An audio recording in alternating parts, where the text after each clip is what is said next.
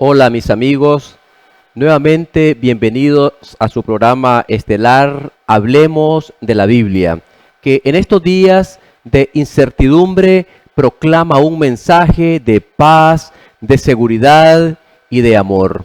Es una alegría que tú estés con nosotros, que hayas abierto la puerta de tu corazón para poder entrar y que la obra del Señor pueda hallar cabida allí en tu corazón. En esta ocasión continuaré con la serie titulada El Discipulado. Para el día de hoy, nuestro tema en estudio será Noé, el misionero en los tiempos finales. Es un hermoso título. Una cita inspiradora dice lo siguiente: quiero aprender la cuesta del Calvario, subir por ella como tú subiste, con valor silencioso y temerario. Señor, yo quiero ser como tú fuiste. Antes de comenzar con nuestro tema, vamos a tener una palabra de oración. Oremos. Padre nuestro que estás en el cielo, santificado sea su nombre. Gracias por la oportunidad, Señor, que nos da siempre de poder exponer tu palabra. Aunque, Señor, inexorablemente nos acercamos hacia el fin, hacia el cumplimiento de todas las cosas, queremos, Señor, aprovechar estos últimos vestigios que tenemos, Señor, de libertad religiosa. Queremos, Señor, aprovechar estos momentos para poder predicar tu palabra, Señor, y poder ejercer el derecho, Señor, a la libertad religiosa. Gracias porque en tu misericordia, Señor, todavía nosotros podemos predicar y profesar nuestra religión, Señor, el cristianismo, de acuerdo al dictado de nuestra propia conciencia. El tiempo, Señor, se apresura inexorablemente hacia el fin. Ayúdanos, Señor, a entender de que debemos predicar tu palabra a tiempo y fuera de tiempo. Ven, Señor, e impresiónanos y que el Espíritu Santo nos ayude a entender tu palabra. En el nombre de Cristo Jesús. Amén. Para el día de hoy, nuestro tema se titula Noé, el misionero en los tiempos finales. Noé es uno de los grandes personajes de la Biblia, particularmente del Antiguo Testamento y, para ser más exacto, del libro de Génesis. Noé también es conocido como el pregonero de justicia. Es un nombre con el cual se le conoce.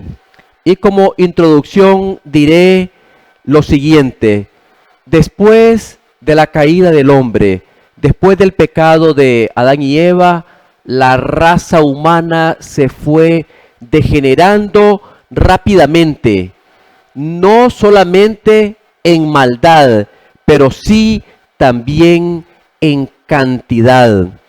Es decir, estoy hablando aquí de personas que tenían una alta longevidad de vida. Hablo de personas muy longevos, pero también hablo de personas con una altísima tasa de fertilidad.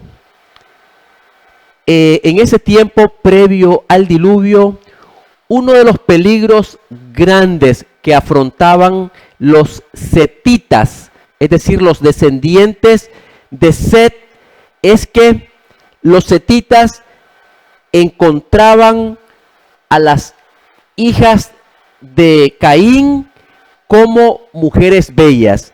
Es decir, un peligro que los acechaba se encontraba exactamente en esas mujeres bellas descendientes de Caín.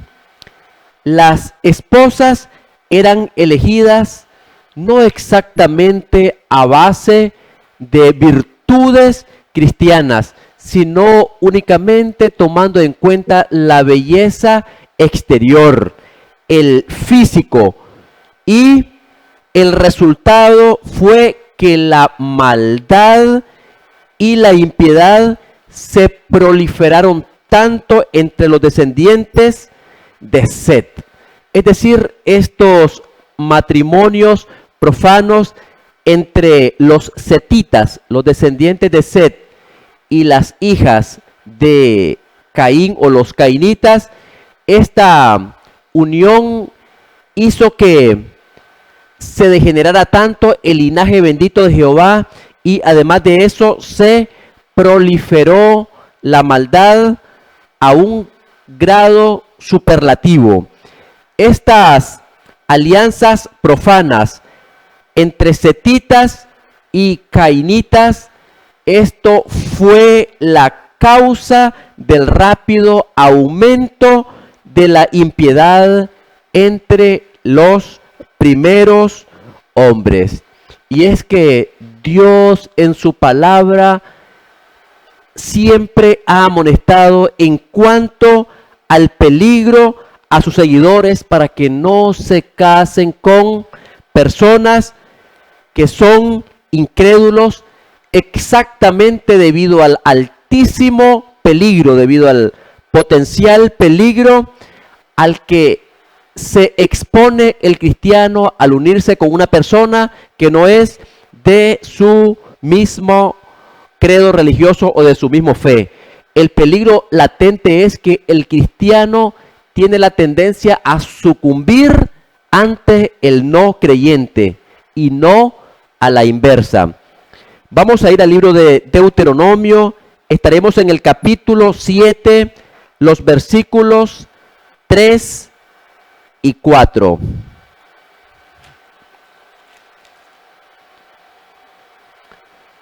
Dice Deuteronomio 7, 3 y 4. Y no emparentarás con ella. No darás tu hija a su hijo, ni tomarás a su hija para su hijo, porque desviará a tu hijo de en pos de mí, y servirán a dioses ajenos, y el furor de Jehová se encenderá sobre vosotros y te destruirá pronto. En el Nuevo Testamento el apóstol Pablo lo dice muy claramente en su segunda carta a los Corintios, en el capítulo 6, los versículos 14 y 15. El título de esa sección dice: somos templo del Dios viviente. Dice el versículo 14: no os unáis en yugo desigual con los incrédulos, porque ¿qué compañerismo tiene la justicia con la injusticia? ¿Y qué comunión la luz con las tinieblas? ¿Y qué concordia Cristo con Belial? ¿O qué parte el creyente con el incrédulo? Aquí el consejo de Dios es claro, es taxativa: no unirse en yugo desigual. Sin embargo, la insensibilidad a la influencia divina llegó a ser completa, y en consecuencia el Espíritu Santo de Dios debía de ser retirado de la tierra. Ahora mismo, mis amigos, estamos replicando la historia de los hombres antes del diluvio. Estamos viviendo prácticamente en un tiempo prestado, y dentro de poco el Espíritu de Dios no intercederá más por el pecador. Dentro de poco el Espíritu Santo ha de ser retirado, y los corazones de los hombres quedarán a merced de Satanás, quedarán a merced del flujo y reflujo de sus propias pasiones humanas, desencadenándose todo un mare magnum de situaciones difíciles, catastróficas, en el cielo, en la tierra y en el mar, y especialmente en el corazón de los hombres. Así que el Espíritu de Dios no contenderá para siempre con los hombres. Nos estamos acercando inexorablemente hacia el fin de todas las cosas. Vamos a estar en la segunda carta de Pedro, el capítulo 3, los versículos 3 al 7. Segunda carta de Pedro, capítulo 3, versículos del 3 al 7. Dice: sabiendo primero esto, que en los postreros días vendrán burladores, andando según sus propias concupiscencias, y diciendo: ¿dónde está la promesa de su advenimiento? Porque desde el día en que los padres durmieron, todas las cosas permanecen así como desde el principio de la creación. Estos ignoran voluntariamente que en el tiempo antiguo fueron hechos por la palabra de Dios los cielos y también la tierra que proviene del agua y por el agua subsiste, por lo cual el mundo de entonces pereció anegado en agua. Pero los cielos y la tierra que existen ahora están reservados por la misma palabra, guardados para el fuego en el día del juicio y de la perdición de los hombres impíos.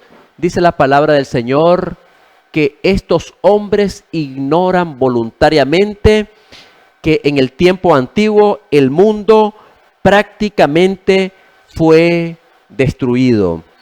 Y podemos decir que hoy en día existe una tendencia que la conocemos como el uniformismo, puesto que el argumento del hombre es el siguiente: todas las cosas permanecen así desde el principio.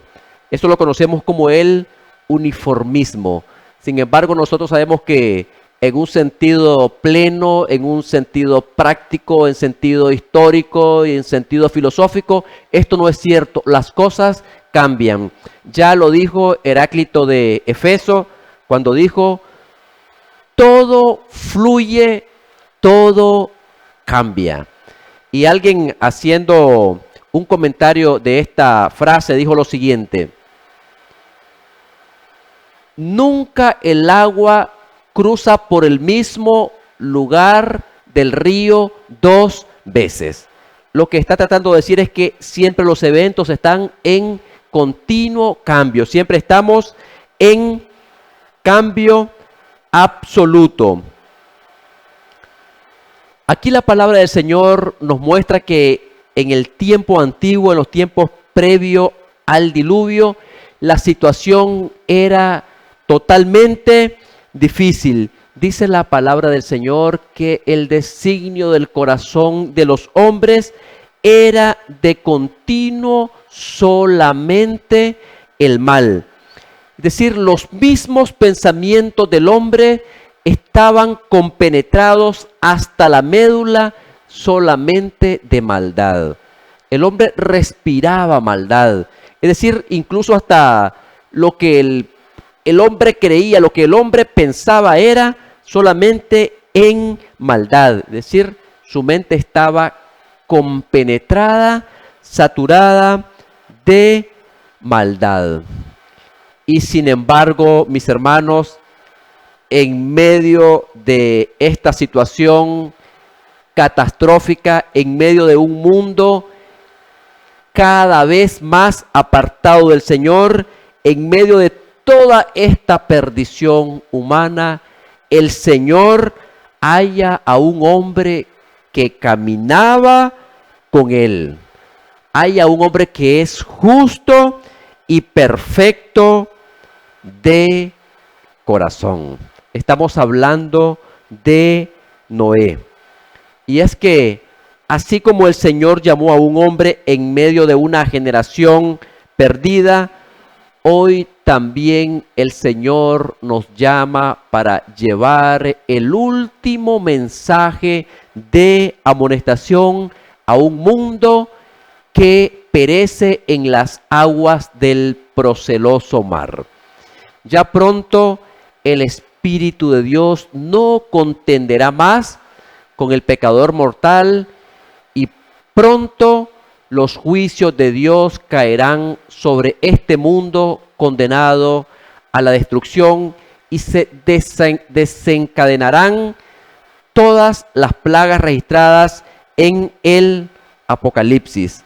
Habrán vientos, luchas, guerras y conmociones, cual nunca ha habido desde el principio de la creación del mundo. Vamos a estar en el libro de Mateo, el capítulo 24, los versículos 37 al 39.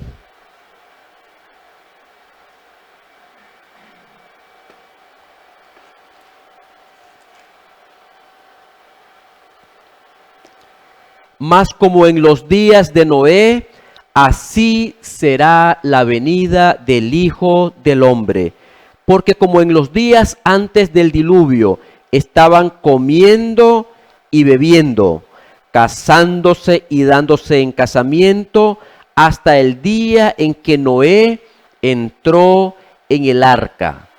Y no entendieron hasta que vino el diluvio y se los llevó a todos. Así será también la venida del Hijo del Hombre. Es decir, tenemos aquí en la historia del diluvio una historia tipológica que puede darnos algunas pautas de cómo será el mundo en el final de la historia. Entonces el Señor ha levantado un pueblo y quiere levantarnos como individuo para predicar el último mensaje de amonestación a un mundo que exactamente está a punto de perecer. Y es que el Señor siempre ha seguido un mismo curso de acción a través de toda la historia salvífica. El Señor siempre ha seguido el siguiente esquema. En primer lugar, Dios envía a un mensajero con un mensaje de amonestación, con un mensaje de reprensión, con una admonición para que el pueblo se arrepienta y se vuelva al verdadero Dios. Y finalmente, entonces, si el pueblo hace caso omiso al mensaje de Dios, entonces inexorablemente el juicio de Dios se derrama sin mezcla de misericordia. Es decir, en el plan de Dios primero encontramos un tiempo de gracia y luego un tiempo de juicio. Así que en esta ocasión, a la luz de la palabra del Señor, veremos tres características de un misionero del Antiguo Testamento llamado Noé. Y vamos a analizarlas una por una. Y para ello vamos a estar en el libro de Génesis, el capítulo 6, y leeremos el versículo número 9. Estas son las generaciones de Noé. Varón justo, era perfecto en sus generaciones. Con Dios caminó Noé. La primera característica de Noé fue que caminó con Dios. Dice la Biblia categóricamente, con Dios caminó Noé. Y es que la verdad, mis hermanos, es que la misión debiera empezar por iniciativa divina. Es decir, Dios en su naturaleza misionera y con un deseo vehemente de salvar al ser humano, de salvar a tantos como sea posible, Él toma la iniciativa en la misión, llama a personas para ser los portadores de este mensaje, los llama y luego los capacita para una obra muy importante. Vamos a estar en el libro de Génesis, el capítulo 5, los versículos 21 al 24. Génesis 5, 21 al 24. Dice: vivió Enoc 65 años y engendró a Matusalén. Y caminó Enoc con Dios después que engendró a Matusalén 300 años y engendró hijos e hijas. Y fueron todos los días de Enoc 365 años. Caminó pues Enoc con Dios y desapareció porque le llevó Dios. En este pasaje aparece 2 veces la palabra caminar. Una en el versículo 22 y la otra en el versículo 24. Caminar. Esa palabra caminar se refiere a alguien que transita o se guía por una senda que conduce a un objetivo determinado. Es decir, en el hebreo transitar es ir por el camino correcto hacia un objetivo específico. Es decir, dentro del pensamiento hebreo, caminar o transitar es estar dentro del camino trazado, dentro del camino correcto. Por alguna razón, semánticamente, la vida de Noé nos recuerda a Enoc, que había sido trasladado a la gloria eterna tan solo 69 años antes del nacimiento de Noé. Ahora tú puedes entender que la historia de Enoc estaba fresca en la mente de Noé, el pregonero de justicia. Es posible que durante la niñez de Noé, cuando la traslación de Enoc todavía estaba fresca en la memoria de las generaciones más antiguas, Noé debió haber escuchado numerosos comentarios acerca de la vida de este hombre piadoso. Y seguramente el hecho de que Enoc había caminado con Dios, este hecho también marcó la vida del patriarca Noé, y él también caminó con Dios. Vamos a estar en el libro de Génesis, en el capítulo 5, leeremos el versículo 24, un versículo muy conocido. Caminó pues Enoc con Dios y desapareció porque le llevó Dios. Aquí la palabra para caminar implica algo muy interesante en el hebreo. Implica que en este caso Enoc iba de arriba para abajo, de afuera hacia adentro, de adentro hacia afuera, es decir, iba en todas las direcciones, siempre tomado de la mano con Dios. Se lo presenta aquí como caminando continuamente con Dios. Este caminar, este transitar de Enoc era un caminar estrecho cada día con la mano de Dios, tomado de la mano de Dios. Este caminar de Enoc era una conversación continua con Dios, acercándose cada día más. La Biblia dice que Enoc caminó con Dios toda su vida, viviendo 365 años, y después de eso, en su edad adulta, dice la palabra del Señor, que lo llevó el Señor.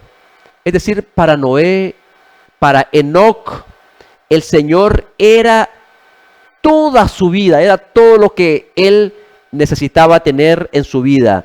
Tanto así que al final de su vida, por un acto de misericordia de Dios, Dios no le permitió que pasara por el acicate o por el enemigo de la muerte.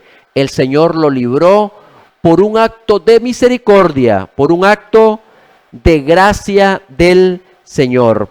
Eso es lo que dice el libro de Hebreos, el capítulo 11 y el versículo 5.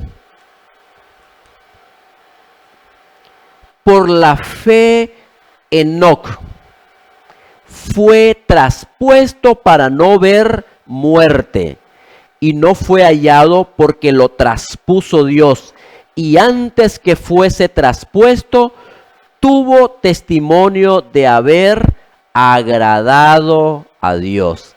El siguiente versículo dice que sin fe es imposible agradar a Dios, porque la persona debe creer que Dios existe y que es galardonador de los que le buscan.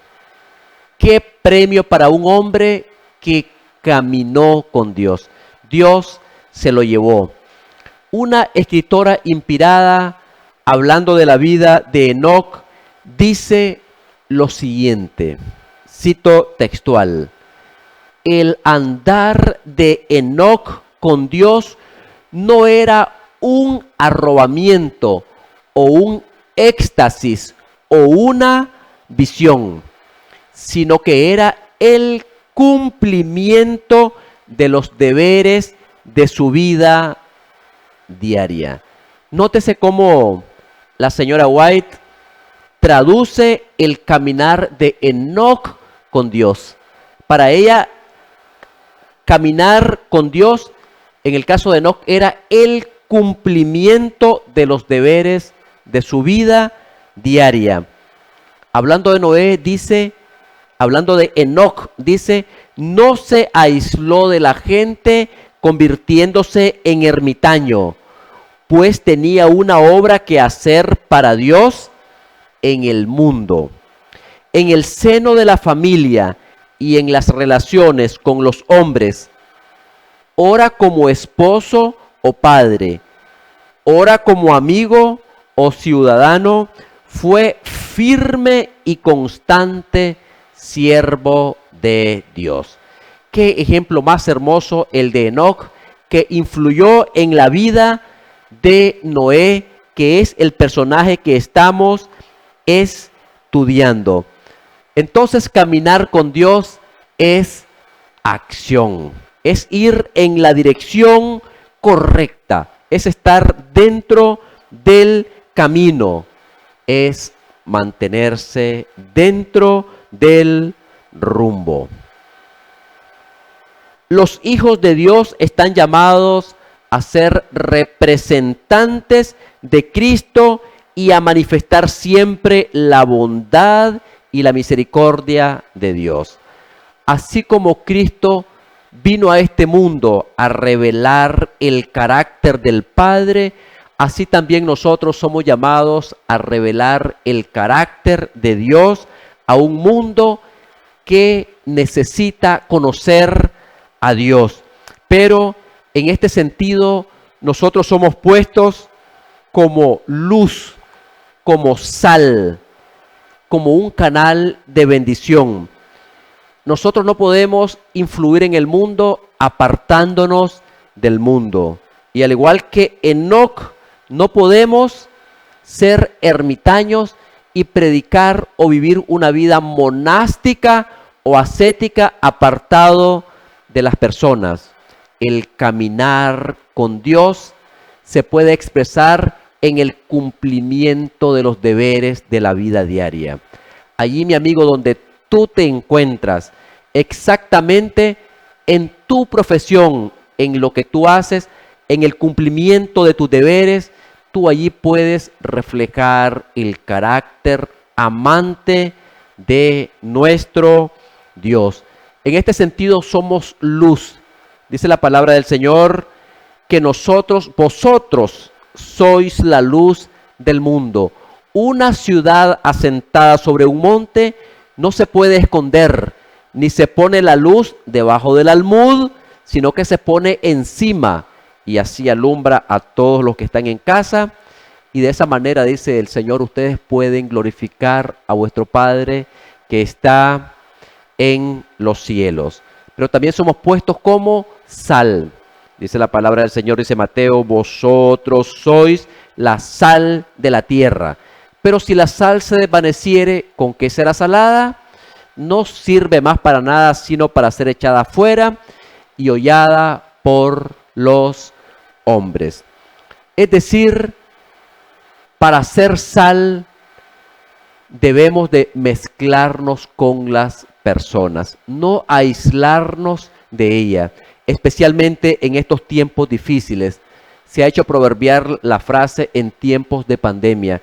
En este tiempo, cuando las personas necesitan escuchar un mensaje de esperanza, no podemos estar separados de las personas.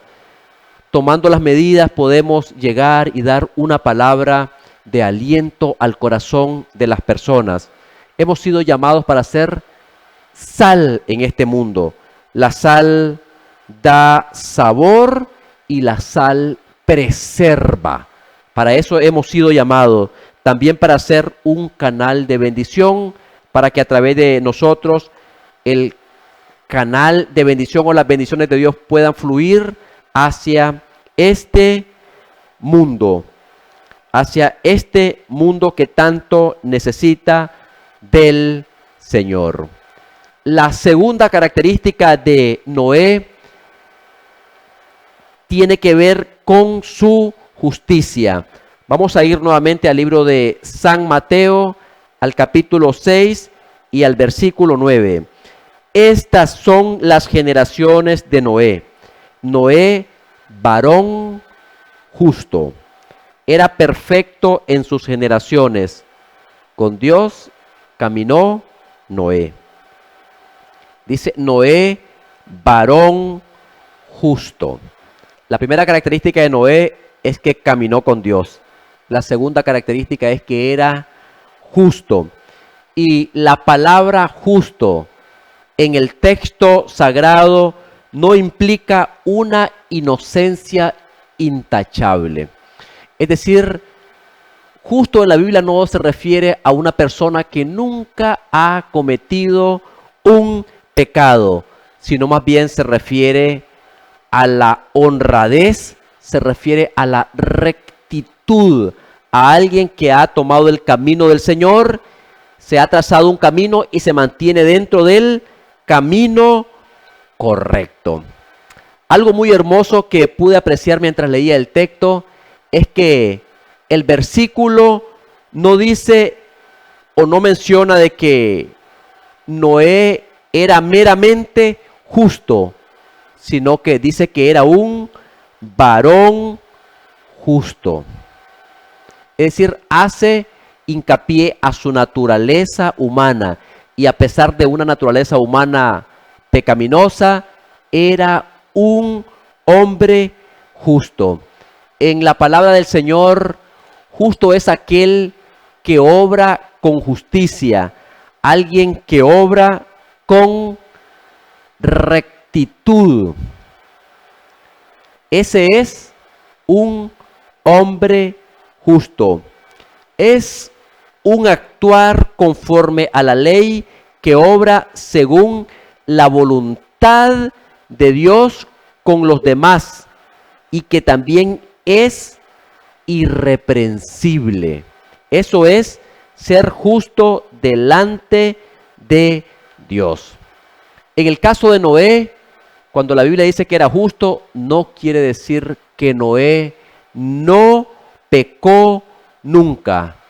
Más bien, Moisés quiere decir que Noé amó, obedeció a Dios sinceramente. También hemos de entender que en este caso es Dios quien declara justo a una persona. Esta declaración de Dios que alguien es justo es una declaración forense, es una declaración legal. Cuando Dios declara justo a un hombre, Dios lo hace en base a los méritos de Cristo Jesús, la segunda persona de la divinidad. Es decir, no por méritos propios, sino que es Dios quien declara justo a una persona. Bíblicamente, ser justo significa llevar una vida ejemplar. En el caso de Noé, la palabra del Señor habla de él como que Noé tenía una columna vertebral. Se habla de Noé como que él podía resistir los embates con intrepidez y también con firmeza cualquier atracción del maligno. Se habla de Noé como alguien con una columna vertebral que puede soportar tentaciones directas, tentaciones sutiles, mofas, escarnios, vituperio o cualquier tipo de tentación. Es decir, hablamos de Noé como de una persona, como de alguien que tiene una columna vertebral. Hablamos de un varón con convicciones fuertes, un hombre recto en pensamiento y recto en acción. Es decir, Noé era una persona simétrica. Es decir, lo que Noé predicaba, su ejemplo lo respaldaba. Había una relación, una correlación entre lo que Noé decía, lo que predicaba y lo que Noé actuaba. Es hermoso el ejemplo de Noé. Y sin embargo, la palabra del Señor taxativamente nos dice lo siguiente. Nos dice que la justicia en el caso de Noé no implica que él la hubiera alcanzado por sus propios esfuerzos. La palabra del Señor nos dice que Noé fue salvado por la fe, exactamente como son salvados todos los hijos de los hombres. Vamos a ir al libro de Hebreos, al capítulo 11, y leeremos el versículo número 7. Dice: por la fe Noé, cuando fue advertido por Dios acerca de cosas que aún no se veían, con temor preparó el arca en que su casa se salvase. Y por esa fe condenó al mundo y fue hecho heredero de la justicia que viene por la fe. Noé fue salvado por la fe, porque somos salvos por gracia a través de la fe. Es decir, no somos salvos por obra, sino que somos salvos por gracia a través de la fe. Es decir, la fe es el vehículo que nos lleva a la gracia que es Cristo. Pero también la fe es un don que procede de Dios. Es decir, mis hermanos, cuando hablamos de la salvación, podemos decir prácticamente que la iniciativa de la salvación, todo viene de Dios. La salvación ha sido provista por Dios en la persona maravillosa de Jesucristo. Y eso es el pacto eterno de Dios con el hombre. El pacto de Dios con el hombre. Cuando en el concilio de paz, antes que Dios crease al ser humano, el brazo del Hijo de Dios se había unido con el brazo de su Padre, se habían unido para salvar al hombre en caso de que el hombre cayera en pecado. ¡Qué hermoso! Es decir, la salvación del hombre no fue formulada después de la caída de Adán, sino que simplemente fue la manifestación de algo que ya había sido planeado en la mente de Dios antes de la fundación del mundo, pero manifestado en los postreros días.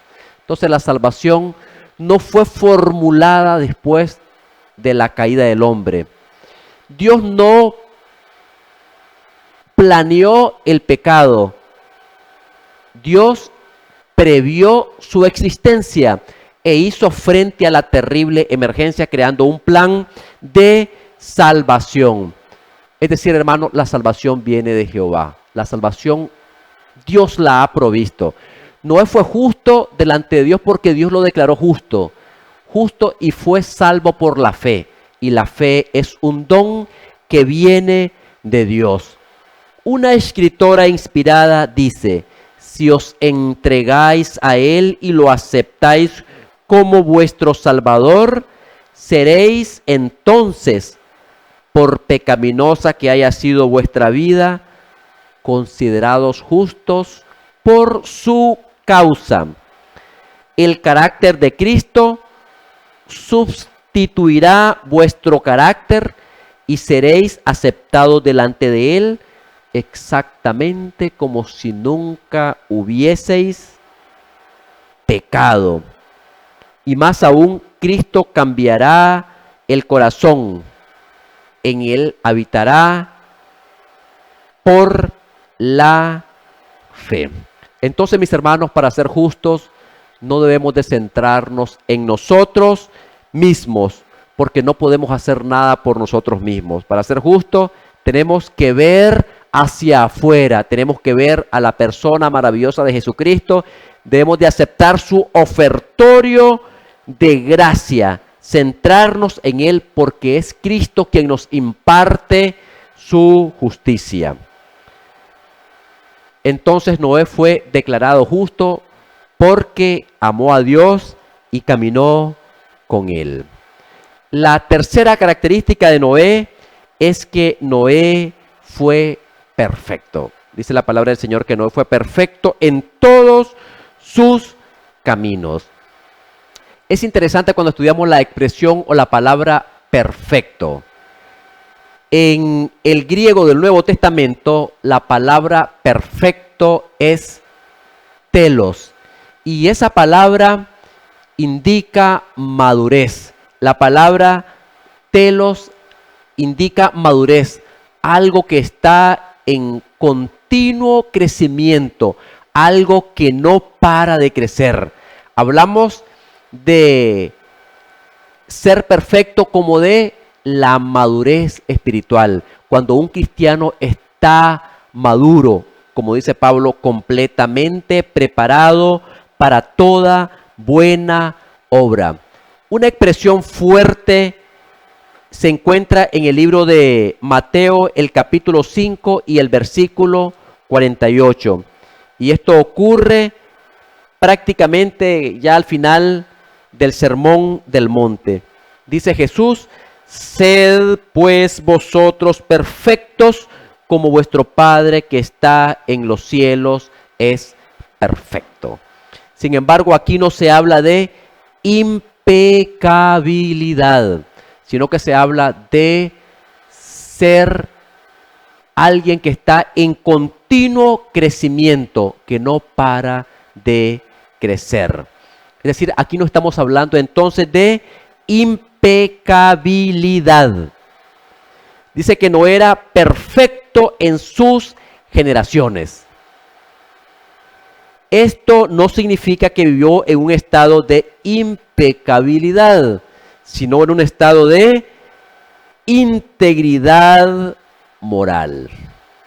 Es decir, se refiere no solo a la vida piadosa de Noé, sino también a la constancia de su religión en medio del ambiente cargado de iniquidad en que vivía.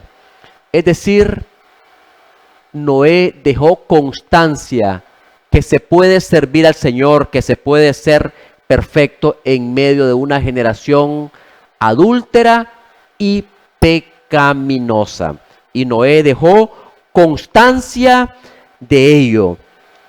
Con toda seguridad, Noé era de un linaje puro, es decir, como descendiente de Set, no se había unido con las hijas de los cainitas o descendientes de Caín. Es decir, era de linaje puro, y en ese respecto también se diferenciaba de sus contemporáneos, porque no se había unido en yugo desigual.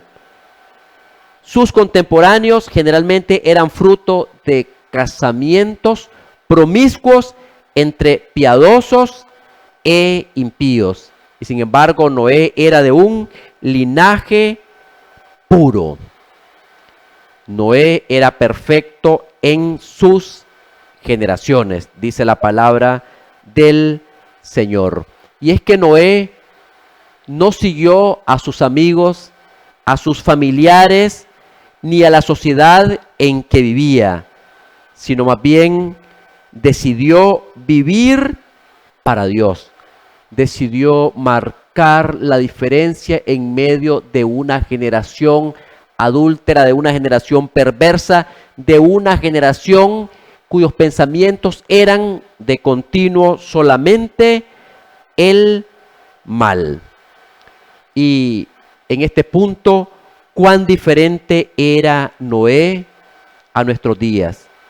Porque muchos seguimos a la mayoría, aunque estén equivocados, aunque no estén en lo correcto. He oído decir a muchos, es que lo hacen y entonces yo también lo hago. Eso se llama ética situacional y es tratar de justificar el pecado al decir, todos lo están haciendo, yo también puedo hacerlo. Qué vida la de Noé. No siguió a la mayoría, sino que decidió seguir a Dios. Hace ya muchas décadas, el escritor francés, el escritor español José Ortega y Gasset escribió un ensayo titulado El hombre masa. Básicamente, nosotros lo decimos en términos populares, donde va Vicente, va la gente. El hombre masa, el hombre que no tiene convicciones propias, el hombre acomodaticio. Pero vemos en Noé un hombre que no siguió a la mayoría, sino que siguió a Dios. Y mis hermanos, hoy en día necesitamos personas que decidan vivir diferente a todos los demás. Necesitamos misioneros que quieran marcar la diferencia en un mundo convulsionado por el pecado.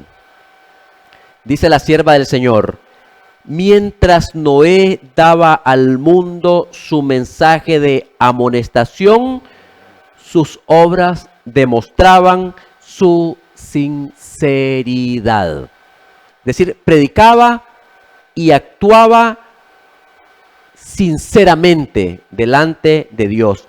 Así se perfeccionó y manifestó su fe. Dio al mundo el ejemplo de creer exactamente lo que Dios dice. Y qué hermoso, dice Elena de White, que todo lo que Noé tenía, todo lo puso en la obra del Señor. Qué ejemplo también de mayordomía de Noé. Poner todo en el altar del Señor. Puso su tiempo, sus talentos, su vida, sus posesiones, su familia. Todo lo puso en el altar del Señor. Invirtió para construir en aquel barco. Y qué hermoso que cuando Noé empezó a construir aquel inmenso barco en tierra seca, grandes multitudes vinieron a él al principio de todos los rumbos a ver aquella extraña escena, aquel extraño objeto que estaba construyendo. y al oír las palabras serias y fervientes de aquel singular predicador. Es decir, muchos fueron al principio simplemente por pura curiosidad. Sin embargo, mi estimado, cada martillazo dado en la construcción del arca era un testimonio para la gente. Y en un sentido, mis estimados hermanos, cada vez que tú vas al templo del Señor, cada vez que tú vas al templo el día sábado, es como un martillazo para aquellas personas que no quieren aceptar el sábado como el cuarto día, como el día del Señor. No quieren aceptar el cuarto mandamiento como el día del Señor. Cuando tú vas a la iglesia en sábado, ese es un testimonio poderoso. Es como un martillazo para la gente. Incluso aunque nuestro mensaje sea contracultural, es decir, no cultural. Nuestro mensaje es cierto, es contracultural. También nuestro mensaje es políticamente incorrecto, pero nuestro mensaje es correcto. Cada vez que tú vas a la iglesia en el día del Señor, es un martillazo, un mensaje para aquellas personas que no quieren aceptar al Señor. Es decir, si queremos ser como Noé y queremos ser predicadores del tiempo del fin, debemos de caminar con Dios. Debemos de ser justos y también debemos de ser perfectos delante de Dios. Mis hermanos, nos acercamos inexorablemente al fin del tiempo. Estamos en los umbrales de la eternidad. Estamos a las puertas de la Canaán celestial. Estamos en el umbral de los siglos. La crisis que se avecina es una crisis sin parangón en la raza humana. Muy pronto, inadvertidamente, el Señor vendrá como ladrón a medianoche, donde llegará la hora decisiva que fijará el destino de cada uno. Y cuando será retirado definitivamente el ofrecimiento de la gracia de Dios a los culpables. Es decir, muy pronto la gracia de Dios será retirada de este mundo. Y nosotros somos llamados a predicar este evangelio en los tiempos finales. Somos llamados a llevar la obra de Juan el Bautista, de preparar el camino para la venida del Señor. Y como Juan preparó la primera venida del Señor, como adventistas del séptimo día, somos llamados a preparar a un pueblo para la segunda venida del Señor. ¿Quieres tú ser un predicador en los tiempos finales? Si esa es tu decisión, que Dios te bendiga. Vamos a orar. Padre nuestro que estás en el cielo, santificado sea su nombre. Gracias, Señor, por tu palabra. Gracias por el ejemplo de Noé, Señor. Gracias por sus virtudes. Gracias porque caminó contigo, Señor. Gracias porque tú le declaraste justo y también aprendimos que vivió una vida perfecta, una vida madura, Señor. Ayúdanos a imitar el ejemplo de Noé, a ser predicadores, a ser personas con columna vertebral, personas que estemos dispuestos a marcar la diferencia en medio de una generación adúltera, una generación pervertida que no conoce a Jehová. Ayúdanos a ser como Juan el Bautista, a preparar a un pueblo para la venida del Señor. En el nombre de Jesús, amén. Que el Señor te bendiga abundantemente, es mi deseo y oración.